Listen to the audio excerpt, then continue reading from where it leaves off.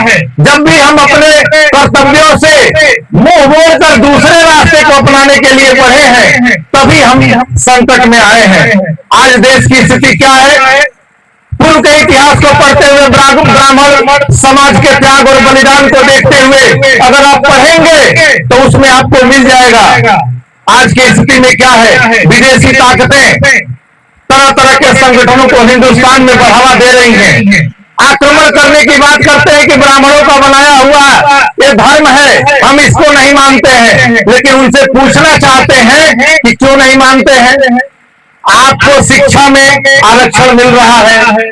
अभी यूपीएससी के टॉपर 94% पे इन समाज से लोग निकल के आ रहे हैं, सवर्ण समाज से, और आप 50 से 60 नंबर ला के आ रहे हैं। क्या अंतर है?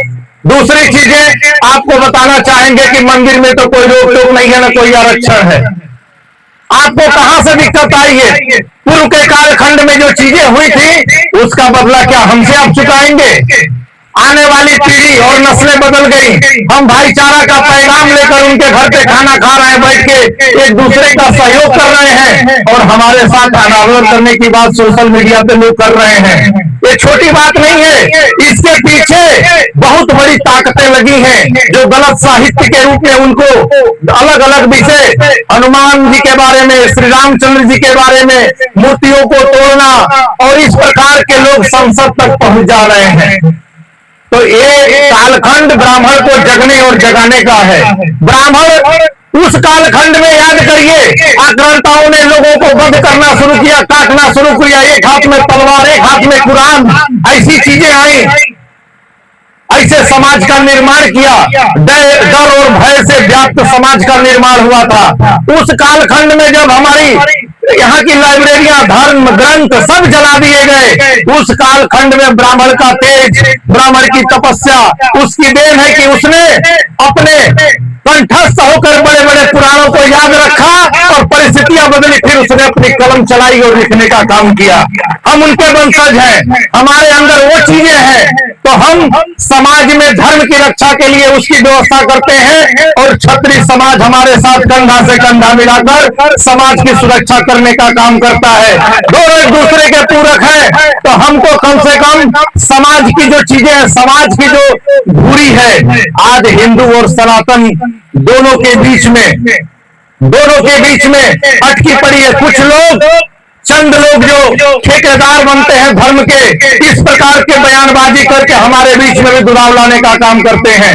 लेकिन एक सावधानी बरतने का समय है। बहुत अच्छी बात है कि मैंने जनपद में 8 ऐसे स्थान थे जहां पे मैंने निवेदन किया था, जो लोग मेरा स्वागत करने वाले थे, मैंने उनसे निवेदन किया था कि आप भगवान परशुराम की जयंती मनाइए, मैं उसमें जरूर आऊंगा।